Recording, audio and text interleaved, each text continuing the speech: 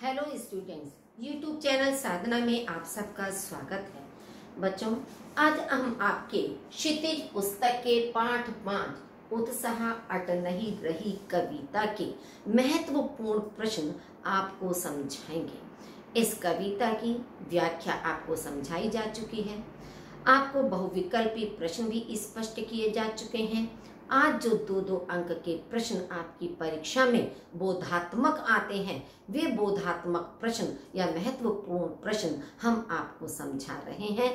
आप इन प्रश्नों की भाषा को या उत्तर की भाषा को ध्यान से देखिए और समझिए कि हमें किस तरह से प्रश्न को ध्यान से सुनना या समझना है और उसी के अनुसार अपने शब्दों में हमें उनका उत्तर देना है। इनका उत्तर बहुत अधिक विस्तृत नहीं होना चाहिए।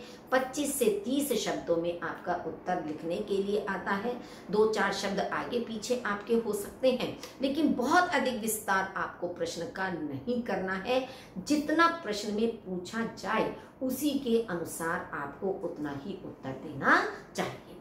फर्स्ट आपका प्रश्न है, बादल कवि के किस भाव का प्रतीक है? बादल कवि के लोक कल्याण के भाव का प्रतीक है। वह बादलों के माध्यम से जन क्रांति लाना चाहता है। बच्चों, यहाँ पर एक मिस्टेक हो गई है, जन क्रांति नहीं है, जन क्रांति है। वह बादलों के माध्यम से जन क्रांति लाना चाहता है, यानी कि लोगों के बीच में क्रांति लाना चाहता है कि ताकि उस क्रांति से समाज में, प्रकृति में परिवर्तन आ सके। तो इसलिए कवि का जो लोक कल्याण का भाव है, संसार के प्रति जो कल्याण की भावना उसके मन में है, वह भाव इस कविता के अंदर परिलक्षित होता है। कवि ने बादलों की तुलना बाल कल्पना से क्यों की है? जिस प्रकार बच्चों की कल्पनाएं अति मधुर और पल पल में बदलने वाली होती हैं, उसी प्रकार बादलों के रूप आकार में भी निरंतर परिवर्तन दिखाई देता है। वे बच्चों की तरह सुंदर हैं, इसलिए कवि ने बादल की तुलना बाल मन से की है कि जैसे बच्चों की कल्पनाएं पल पल परिवर्तित होती हैं कि अभी बच्चा कुछ सोच रहा है और पल भर में वो कुछ और सोचने लगता है, उसकी कल्पनाएं मनोहारी होती हैं। उसी तरह से बादलों का रूप आकार भी पल पल परिवर्तित होता रहता है। कभी वे छोटे रूप में दिखाई देते हैं तो कभी विशाल रूप में दिखाई देते हैं, कभी सफेद दिखाई देते हैं तो कभी काले दिखाई देते हैं। तो इस तरह से बादलों का रूप आकार बदलता है और वे बच्चों की कल्पनाओं के समान है। कवि ने बादल को किस रूप में चित्रित किया है? कवि ने बादल को बच्चों के काले घुंघराले बालों के रूप में चित्रित किया है।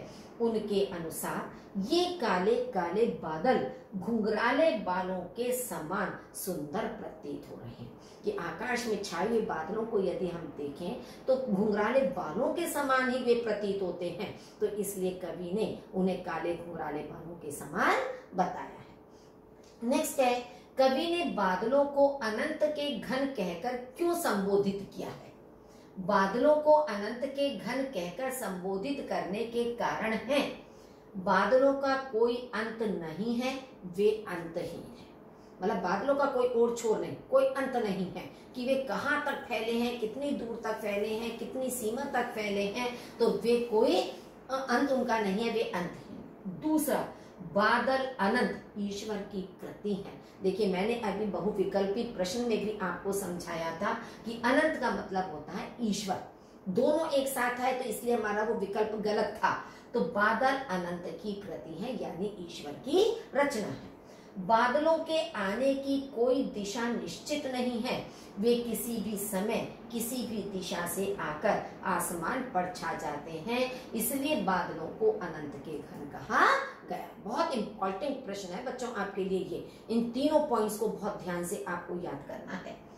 निराला की कविता उत्साह तथा अट नहीं रही है कविता में किन ऋतुओं का वर्णन हुआ है तथा उनमें से आपको कौन सी ऋतु आकर्षक और उपयोगी लगती है? दोनों चीजें आपसे पूछी हैं कि कौन सी ऋतु आकर्षक लगती है और कौन सी उपयोगी लगती है। अब आप देखिए, निराला की कविता उत्साह में वर्षा ऋतु का वर्णन है और अट नहीं रही कविता में वसंत ऋतु का वर्णन है। दोनों ही कविताओं में अलग अलग वर्णन है, एक में वर्षा ऋतु का और एक में वसंत ऋतु का। इनमें मुझे वसंत ऋतु अधिक आकर्षक जबकि वर्षा ऋतु अधिक उपयोगी लगती है। वसंत ऋतु आकर्षक क्यों लगती है? क्योंकि इसमें चारों ओर प्रकृति में हरियाली हरियाली होती है, रंग बिरंगे फूल प्रकृति में खिले हुए सबको अपनी ओर आकर्षित करते हैं, उनकी सुगंध वातावरण को सुगंधित बना देती है। तो पर्यावरण में चारों ओर फूलों की सुगंध ही सुगंध है, और उसमें मौसम बहुत अधिक अच्छा होता है, सुहावना होता है, ना ठंड होती है ना ज्यादा गर्मी होती है, सुहावना मौसम होता है। फिर रंगों का त्योहार होली भी हमारा उसी मौसम में आता है जो उल्लास से भरा हुआ होता है। तो इसलिए वसंत ऋतु हमें आकर्षक लगती है, वर्षा ऋतु उपयोगी लगती है। क्यों? क्योंकि यदि वर्षा नहीं होगी पृथ्वी पर हमारा सूखा पड़ जाएगा, फसल नहीं होगी तो लोगों के सामने खाने पीने की समस्या हो जाएगी। तो वर्षा ऋतु इसलिए उपयोगी है। तो आप देखिए एक ही प्रश्न में दोनों चीजें आपसे पूछ ली गई हैं, ऋतु के विषय में भी, आकर्षक और उपयोगी के विषय में भी। नेक्स्ट है, वर्षा के बिना लोगों की अवस्था कैसी हो गई है? उनके लिए कवि बादलों से क्या अपेक्षा करता है?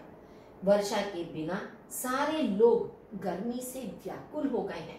इस व्याकुलता के कारण उनका मन कहीं एक जगह टिक नहीं पा रहा। अज्ञात दिशा से आए हुए अंतहीन बादलों से कवि यह अपेक्षा करता है कि वे बरस जाएं, जिससे गर्मी से जल रही धरती शीतल हो जाए और व्याकुल लोगों को राहत मिल सके। अब आपने देखा वर्षा के बिना लोगों की अवस्था कैसी हो गई। जब इतनी गर्मी होती है तो गर्मी में इंसान बेचैन होता है, व्याकुल होता है, उसका कहीं किसी भी काम में उसका मन नहीं लगता है, बस लगता है कि पंखे के नीचे बैठे रहो, एसी में बैठे रहो, कि एसी से जरा बाहर निकलना पड़े तो एक तरह से मुसीबत आ गई, परेशानी आ गई। तो गर्मी के कारण लोगों की स्थिति बहुत अधिक व्याकुल हो गई है। अब उनके लिए बादलों से कवि ने क्या अपेक्षा करी कि बादल वर्षा करें, ताकि उस वर्षा के जल से लोगों को राहत मिल सके, धरती जो कि तपी हुई है उसे शीतलता मिल सके, सुख और शांति की अनुभूति कर सके। तो ऐसी अपेक्षा कवि बादलों से कर रहा है। नेक्स्ट है, उत्साह कविता में नव जीवन वाले किसे और क्यों कहा गया है? उत्साह कविता में नवजीवन वाले विशेषण का प्रयोग बादल और कवि दोनों के लिए किया गया है। बादल को नवजीवन वाले इसलिए कहा गया है क्योंकि वे अपने जल से मुरझाई हुई सी धरती को पुनः हरा भरा करके उसमें नवजीवन का संचार कर देते हैं। इसी प्रकार कवि भी अपनी कविता के माध्यम से सोई हुई मानवता को जगाकर उसमें नए नए विचारों का संचार करता है और नवजीवन का संदेश देता है। क्योंकि जो मानवता सो चुकी है, किसी के विषय में सोचना नहीं चाहती है, हमारा समाज कहाँ जा रहा है, समाज के लोग किस दिशा में जा रहे हैं, कैसा कर रहे हैं, क्यों कर रहे हैं, इनके विषय में कोई सोचना समझना नहीं चाहता है। तो जो कवि है वो अपनी रचनाओं से लोगों के मन में इस तरह का जोश उत्पन्न करते हैं, इस तरह की भावना उत्पन्न करते हैं कि ताकि वे भी समाज के लिए कुछ कर सकें, उसमें एक नवीन जीवन का संचार कर सकें। नेक्स्ट है, कवि ने बादलों को किस आकांक्षा को पूरा करने वाला बताया है? कवि ने बादलों को गर्मी से पीड़ित प्यासे लोगों की प्यास बुझाकर उन्हें शीतलता प्रदान करने की आकांक्षा को पूरा करने वाला, नई कल्पना एवं नए निर्माण के लिए क्रांति को संभव बनाने वाला बताया है। इस प्रकार कवि ने बादल से प्राणियों के जीवन में नई आशा और उत्साह का संचार करने के साथ साथ संपूर्ण प्रकृति को नई उमंग एवं जोश से भरने की अपेक्षा की है। आकांक्षा का मतलब होता है इच्छा, चाहत, कि किस इच्छा को पूरा करने वाला बताया है कि ताकि जो पीड़ित प्यासे लोग हैं उनकी प्यास शांत हो जाए, उनके अंदर नई कल्पना उत्पन्न हो, नए निर्माण की क्रांति को संभव बनाने वाला बताया है। तो इस तरह की जो इच्छाएं कवि की हैं वो आकांक्षा को कवि ने बादलों को पूरा करने वाला बताया है। उत्साह और अटनही रही कविताओं के आधार पर निराला के प्रकृति चित्रण की विशेषता बताइए। उत्साह कविता में निराला एक जोशीले, गर्वीले एवं उत्साही कवि के समान बादलों से चारों ओर घूम घूम कर लोगों के दुखों एवं कष्टों को समाप्त करने का आह्वान करते हैं। ठीक है, एक आपका हो गया उत्साह कविता का, कि ताकि वे चारों ओर घूम घूमकर लोगों के दुखों और कष्टों को दूर करें। अब अट नहीं रही कविता में उन्होंने प्रकृति के मानवीकरण द्वारा उसके सौंदर्य का मोहक चित्रण किया है। मोहक का मतलब अपनी ओर मोहित करने वाला। इन दोनों कविताओं में प्रकृति की कठोरता एवं कोमलता दोनों का अत्यंत सजीव चित्रण किया गया। मतलब बादलों के कठोर रूप का भी वर्णन किया है और उसके प्रकृति के कोमल रूप का भी वर्णन इसमें किया गया है। नेक्स्ट है, बादल के हृदय में क्या छिपा है तथा वह किसका प्रतीक है। बादल के हृदय में वज्र के समान विनाश एवं विध्वंस का उपकरण छिपा हुआ है, जिससे नवीन सृष्टि का सृजन किया जा सके। यह नवजीवन का प्रतीक है। बादल प्यासे पीड़ित जन की प्यास बुझाते हैं तथा नई कल्पना करने वाले भी होते हैं। तो बादल के हृदय में क्या छिपा है? वज्र के समान विनाश और विध्वंस का उपकरण, यानी वज्र के समान कठोरता छिपी हुई है। और वो किसका प्रतीक है? नवीन सृष्टि का सृजन करने वाला और नवीन जीवन का प्रतीक है। क्योंकि बादल प्यासे पीड़ित जन की प्यास तो बुझाते हैं, साथ ही साथ वह उनमें नई कल्पना को भी उत्पन्न करते हैं। बादलों से हमें क्या प्रेरणा मिलती है?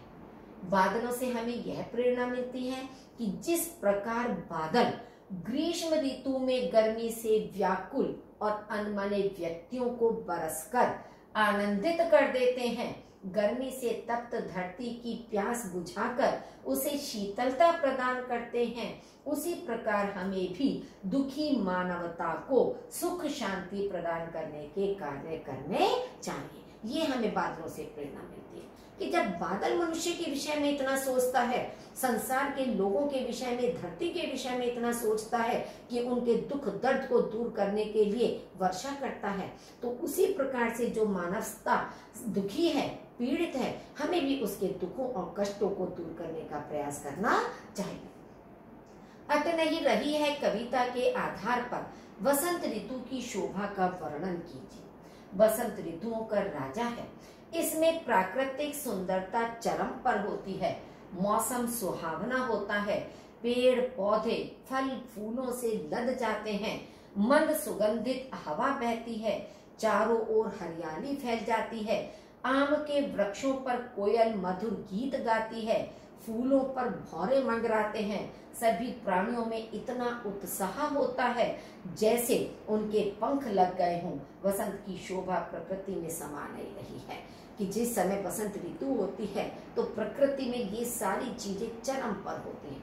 चारों ओर हरियाली छाई हुई, रंग बिरंगे फूल खिले हुए, सुहावना मौसम और पेड़ों पर फूलों पर भौरों का मंडराना। क्योंकि आम का जब बौर आता है तो कोयल भी पेड़ों पर कूकती है, उसकी मधुर धुन सबको अपनी ओर आकर्षित करती है। तो इस तरह से बसंत ऋतु की जो शोभा है वो चारों ओर व्याप्त दिखाई देती है, वो कहीं भी समाती हुई नहीं दिखती है। उत्साह कविता में कवि ने नई कविता करने वाले कवियों के लिए किस संबोधन का प्रयोग किया है? उत्साह कविता में कवि ने नई कविता करने वाले कवियों के लिए कवि नव जीवन वाले संबोधन का प्रयोग किया। ठीक है, मेन उत्तर आपका क्या गया? कवि नव जीवन वाले संबोधन का प्रयोग किया गया है, क्योंकि उसका मानना है कि सामाजिक क्रांति या परिवर्तन लाकर जीवन की दशा में सुधार लाने में कवियों की भूमिका महत्वपूर्ण होती है। देखिए, परिवर्तन लाने के लिए साहित्य कार्य का बहुत बड़ा योगदान होता है। जिस समय हमारा देश आजाद हुआ उस समय कितने साहित्यकार ऐसे थे कि जिन्होंने इस तरह की रचनाएं की कि उन रचनाओं को पढ़कर या उन जोशीले गीतों को, कविताओं को सुनकर लोगों के मन में जोश उत्पन्न हुआ, क्रांति की भावना जागृत हुई और लोगों ने बढ़ चढ़कर अपनी भागीदारी निभाई। जैसे माखनलाल चतुर्वेदी हैं, कितने समय तक वे कारावास में भी रहे, स्वतंत्रता आंदोलन में भागीदारी करने के कारण, जोशीली कविताएं लिखने के कारण। तो इस तरह से साहित्यकार का आजादी में बहुत बड़ा महत्वपूर्ण योगदान होता है समाज में परिवर्तन लाने में। अट नहीं रही है कविता में फागुन के प्रभाव से पेड़ों की डालियों का स्वरूप कैसा हो गया है कि जिस समय बसंत ऋतु आती है तो उस समय जो पेड़ों की डालियां ठूठ हो चुकी होती हैं, पत्तों से विहीन हो चुकी होती हैं, चारों ओर का दृश्य सूखा रूखा सा दिखाई देता है। तो बसंत ऋतु आने पर फागुन के प्रभाव से पेड़ों की डालियों का स्वरूप कैसा होता है। फागुन के प्रभाव से पेड़ों की डालियां पत्तों और फूलों से लगती, उन पर पत्ते आ गए हैं, कहीं लाल पत्ते हैं, कहीं हरे पत्ते हैं, लेकिन पूरी डालें पत्तों से भर जाती हैं, फूलों से, रंग बिरंगे फूलों से लग जाती हैं। पत्तों की हरियाली के कारण डालियां कहीं हरी हो गई हैं और कहीं नए पत्तों पल्लव की लालिमा के कारण लाल हो गई हैं। नए पत्ते होते हैं जो कोपले होती हैं, जो लाल लाल होती हैं, तो उसके कारण लाल हो गई हैं। उन पर फूलों के खिल जाने के कारण लगता है कि उनके गले में सुगंधित फूलों की माला पड़ी हुई है, कि जिस समय नए नए पत्ते भी हैं, रंग बिरंगे फूल भी हैं, तो उस दृश्य को देखकर ऐसा लगता है कि मानो उनके हृदय पर, उनके गले में फूलों की, सुगंधित फूलों की माला पड़ी हुई है। फागुन की सांस से कवि का क्या तात्पर्य है, संसार पर उसका क्या प्रभाव है। फागुन की सांस से कवि का तात्पर्य तेज और मादक फागुनी हवा के चलने से, कि फागुन के महीने में हवाएं बहुत तेज चलने लगती हैं, मादक हवा होती है, तो तेज और मादक फागुनी हवा के चलने से। कवि के अनुसार फागुन की मतवाली हवा इतनी तेज चल रही है जैसे फागुन लंबी लंबी सांसें ले रहा हो। उस हवा का प्रभाव अत्यधिक गहरा है, इस कारण वह घर घर में बढ़ती जा रही है, अर्थात धरती के कोने कोने में फागुन की मादक हवा का असर है। तो इस तरह से फागुन की सांस से कवि का तात्पर्य है। नेक्स्ट है आपका, उड़ने को नभ में तुम पर पर कर देते हो, कथन से कवि का क्या आशय है। फागुन महीने में वातावरण अत्यंत सुहावना तथा मादक बन जाता है। प्रकृति की सुंदरता चरम पर होती है, जिसे देखकर भावुक हृदय कल्पनाओं के पंख लगाकर उड़ने लगते हैं, अर्थात फागुन के सौंदर्य को देख मन प्रसन्न हो उठता है और वह नई नई अनुभूतियों से भरकर फागुन मास के प्राकृतिक सौंदर्य की विविध प्रकार से अभिव्यक्ति करने लगता है। तो उड़ने को नभ में पर का मतलब है कि पंख लगाकर आकाश में उड़ जाना। अब आकाश में तो केवल पक्षी ही उड़ सकता है, लेकिन यहाँ पर जो इसका आशय है, इसका भाव क्या है कि जो भावुक हृदय वाले साहित्यकार होते हैं, मानो वे कल्पनाओं के पंख लगाकर उड़ने लगते हैं और प्रकृति को भिन्न भिन्न अलग अलग अपनी दृष्टि से देखते हैं, अलग अलग प्रकार की कल्पनाएं उनके मन में उत्पन्न होती हैं। तो इस तरह से प्रकृति की सुंदरता का वर्णन हर साहित्यकार ने अपनी अपनी तरह से भिन्न भिन्न प्रकार से किया है। कवि ने बादलों को मानव मन को सुख से भर देने वाले क्यों कहा है। कवि ने बादलों को मानव मन को सुख से भर देने वाले इसलिए कहा है क्योंकि जब बादल अपने हृदय में बिजली की चमक लिए बरसते हैं तो भयंकर गर्मी से व्याकुल और उदास प्रत्येक प्राणी प्रसन्नता का अनुभव करता है और उनमें सुख का संचार होता है। यानी कि जिस समय बादल आते हैं, गरजते हैं, हमें आसमान में बिजली चमकती हुई दिखाई देती है, वर्षा होती है, तो मानव मन को एक सुख की अनुभूति होती है, उसको एक चैन मिलता है क्योंकि उसे गर्मी से राहत मिलती है। उत्साह कविता में बादलों के किस स्वरूप का वर्णन किया गया है। उत्साह कविता में बादलों के क्रांतिकारी स्वरूप का वर्णन किया गया है। इस कविता में बादल एक ओजस्वी कवि का प्रतीक है। कवि रूपी बादल जब गरजेगा तो वातावरण में जोश, पौरुष और क्रांति रूपी वर्षा होगी, जो समूचे संसार से ताप और कष्टों को हरकर उन्हें नया जीवन देगी। कवि चाहता है कि बादल हृदय में बिजली छिपाए अपनी जोश भरी गड़गड़ाहट से संपूर्ण संसार को नए जोश से भर दे। तो बादल किसका स्वरूप हुआ? क्रांतिकारी स्वरूप का हुआ। जैसे बादल अपनी गर्जना से प्रकृति में परिवर्तन लाना चाहता है, वैसे ही कवि अपनी रचनाओं से समाज में परिवर्तन लाते हैं, संसार के लोगों में जोश को भर देते हैं। उत्साह कविता में कवि निराला के व्यक्तित्व की कौन सी विशेषता प्रकट होती है? उत्साह कविता में कवि निराला द्वारा बादलों का अत्यंत मनोहारी चित्रण किया गया है, जो उनके प्रकृति प्रेमी व्यक्तित्व को उद्घाटित करता है। इसके अतिरिक्त उनके द्वारा बादलों के माध्यम से सामाजिक कुरीतियों का विरोध करने के द्वारा उनके विद्रोही व्यक्तित्व का पता भी चलता है। अब देखिए, उनके व्यक्तित्व के दोनों पहलू हमें दिखाई देते हैं। एक तरफ तो उनके प्रकृति प्रेमी व्यक्तित्व के हमें दर्शन होते हैं कि प्रकृति के प्रति कितना प्रेम उनके मन में था। निराला जी ने प्रकृति से संबंधित अनेक कविताएं लिखी हैं, जिसमें उन्होंने बादल को अपना आधार बनाया है। और दूसरी तरफ वे जो सामाजिक कुरीतियां हैं, जो परंपराएं, जो रूढ़ियां बहुत पुरानी हो चुकी हैं, जर्जर हो चुकी हैं, जिनमें बदलाव की आवश्यकता है, तो ऐसी पुरानी कुरीतियों को, ऐसी रूढ़ियों, परंपराओं को का वे विरोध करते हैं। तो इस तरह से उनका विरोधी स्वभाव भी हमें इसमें दिखाई देता है। उत्साह एवं अटनही रही है कविताओं के आधार पर कवि की भाषा शैली पर प्रकाश डालिए।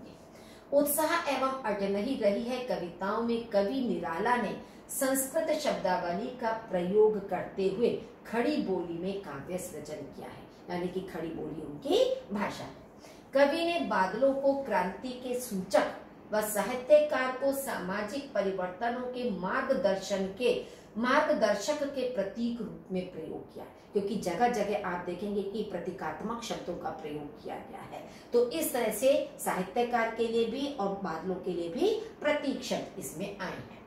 संबोधन और चित्रात्मक शैली है। उत्साह कविता में वीर रस और ओज गुण है, जबकि अटनही रही कविता में श्रृंगार रस और माधुर्य गुण है। दोनों कविताओं में अनुप्रास, उपमा, रूपक, पुनरुक्ति प्रकाश तथा मानवीकरण अलंकार की शोभा दर्शनीय है।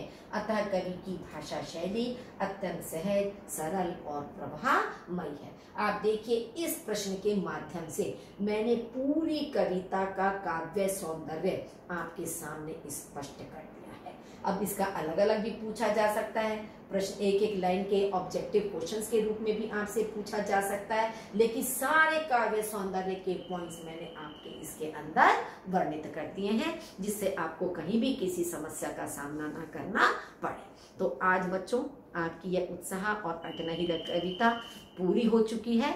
अब आप इसको सब्सक्राइब करिए। धन्यवाद।